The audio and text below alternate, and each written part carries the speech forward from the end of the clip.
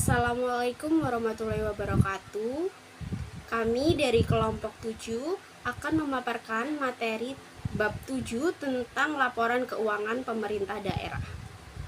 Sebelumnya, saya akan menyebutkan anggota kelompok kami. Yang pertama itu ada Isna Rohmatul dengan NPM 001. Yang kedua ada Hani Munfarida dengan NPM 002. Yang ketiga ada Firly Anissa Naila dengan NPM 003. Yang keempat ada Vanessa Aurora dengan NPM 031. Yang kelima ada Azahra Naila dengan NPM 032. Yang keenam ada Farah Korina dengan NPM 141. Dan yang terakhir saya sendiri, Sofia Aida Nurjana dengan NPM 148. Halo semuanya, sebelumnya perkenalkan nama saya Firly Anissa Naila Rufaida dengan nomor NPM akhir 003. Pertama-tama saya akan menjelaskan terkait laporan keuangan pemerintah daerah. Laporan keuangan itu sendiri memiliki arti, yakni laporan terstruktur mengenai posisi keuangan dan transaksi-transaksi yang dilakukan oleh entitas pelaporan, yang memiliki tujuan utama yaitu menyajikan informasi terkait posisi keuangan, realisasi anggaran, arus kas, dan kinerja keuangan suatu entitas pelaporan yang tentunya sangat bermanfaat bagi para pengguna untuk membuat dan mengevaluasi pengambilan keputusan atas alokasi sumber daya. Maka dapat diartikan pula bahwa laporan keuangan pemerintah daerah memiliki tujuan yaitu menyajikan informasi yang berguna untuk pengambilan keputusan dan menunjukkan akuntabilitas entitas pelaporan terkait sumber daya yang dipercayakan kepadanya. Perkenalkan, nama saya Vanessa Aurora Nindya dengan NPM akhir 031. Di sini saya akan menunjukkan mengenai laporan keuangan daerah. Jadi dalam rangka pengelolaan keuangan daerah yang akuntabel dan transparan, setiap satuan kerja perangkat daerah atau SKPD dan satuan kerja pengelola keuangan daerah atau SKPKD wajib menyampaikan laporan keuangan yang mencakup yang pertama adalah realisasi anggaran, yaitu laporan keuangan yang membandingkan realisasi anggaran dengan anggaran yang sudah ditetapkan.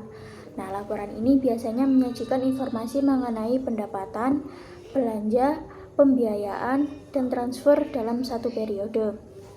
Yang kedua ada neraca keuangan daerah, yaitu laporan yang menggambarkan posisi keuangan pemerintah daerah pada periode tertentu. Yang ketiga ada laporan arus kas, laporan keuangan yang menunjukkan arus kas masuk dan keluar pemerintah daerah dalam periode tertentu. Yang terakhir ada catatan atas laporan keuangan. Catatan atas laporan keuangan adalah informasi tambahan mengenai laporan keuangan. Tujuan dari catatan atas laporan keuangan ini adalah untuk memudahkan pengguna dalam memahami laporan keuangan. Selain itu, memberikan nilai komprehensif terhadap kondisi finansial dan meningkatkan pemahaman pengguna akhir, dan juga memberikan dasar pengambilan keputusan. Kemudian ada pentingnya laporan keuangan daerah.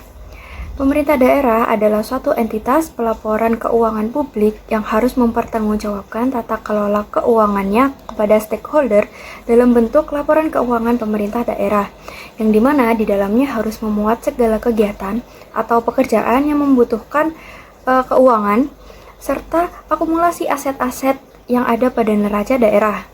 Kemudian, laporan tersebut akan diaudit oleh lembaga negeri independen, yaitu BPK-RI, untuk menentukan layak atau tidak mendapatkan opini wajar tanpa pengecualian, selama paling lambat 6 bulan setelah tahun anggaran berakhir. Selanjutnya, DPRD akan membahas laporan keuangan tersebut, dan apabila disetujui, maka kepala daerah tersebut akan menetapkannya menjadi peraturan daerah tentang pertanggungjawaban keuangan pemerintahan daerah.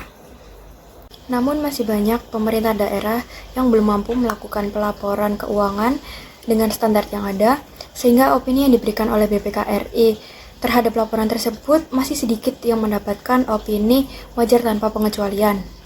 Hal ini memerlukan adanya pemahaman yang sama antara pengambil kebijakan, pengelola keuangan, maupun auditor untuk memperbaiki mekanisme pengelolaan keuangan daerah. Selanjutnya, laporan keuangan dan pengguna laporan keuangan pemerintah daerah. Pada saat ini, yaitu era globalisasi, tuntutan transparansi terhadap pertanggungjawaban keuangan daerah dengan mutlak diperlukan agar stakeholder atau pemegang kepentingan mengetahui kebijakan pengelolaan keuangan selama 1 tahun anggaran.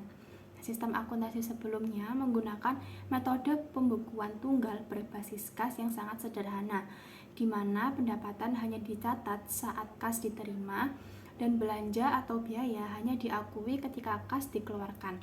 Nah, akibatnya para pemangku kepentingan hanya mendapatkan informasi dasar seperti kas masuk, kas keluar, dan juga saham. Lalu, sementara informasi yang kompleks yaitu relevansi laporan keuangan bagi para pengambil keputusan sangat sedikit karena basis kas hanya berfokus pada arus kas dengan mengabaikan alokasi sumber daya lainnya seperti pertanggungjawaban kepada publik terbatas pada penggunaan kas dan tidak mencantumkan pertanggungjawaban atas pengelolaan aktiva lainnya serta utang atau kebijakan atau kewajiban yang lain. Berdasarkan kondisi tersebut, maka informasi keuangan yang dituangkan dalam laporan keuangan harus dapat dipahami oleh stakeholder. Informasi tersebut tidak hanya terbatas pada transaksi masa lalu yang melibatkan penerimaan dan pengeluaran kas, melainkan juga informasi lain yang mempresentasikan kas yang akan diterima di masa depan. Dengan melihat penyampaian informasi keuangan yang disampaikan kepada stakeholder melalui laporan keuangan, maka sistem akuntansi atau penatausahaan keuangan dilakukan perubahan dari basis kas menjadi sistem akuntansi berbasis aktuar sebagaimana tertulis dalam Undang-Undang Nomor 17 Tahun 2003.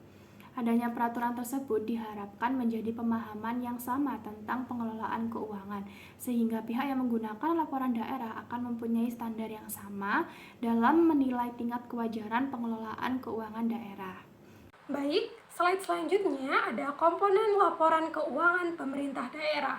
Laporan apa aja sih yang harus diserahkan kepala daerah kepada DPRD? Jadi ada 4 laporan keuangan yang harus diserahkan.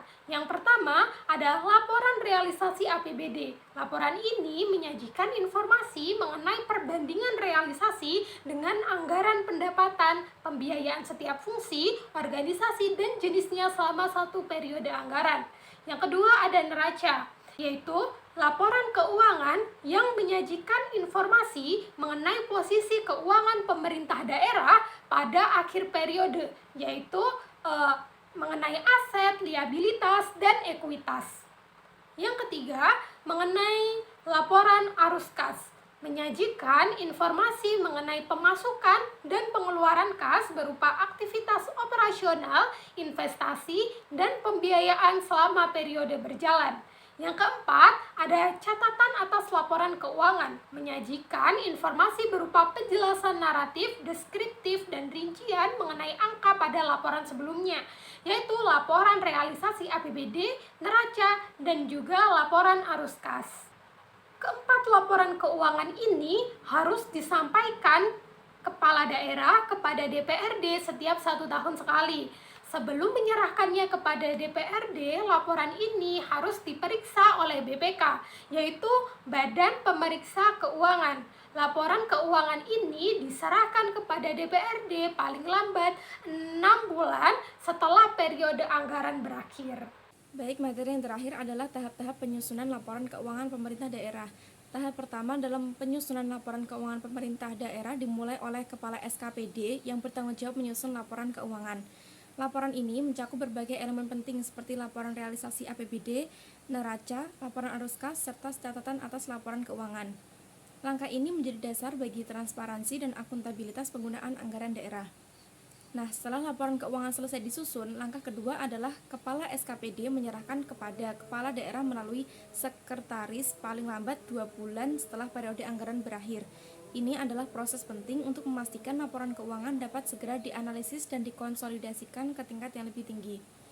Kemudian tahap yang ketiga, Kepala SKPD yang bertindak sebagai bendahara umum daerah juga memiliki peran penting dalam menyusun laporan arus kas pemerintah daerah.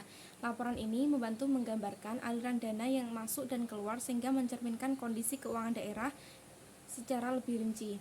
Poin selanjutnya akan dilanjutkan oleh rekan saya. Jadi di sini saya akan melanjutkan tahap-tahap penyusunan laporan keuangan pemerintah daerah.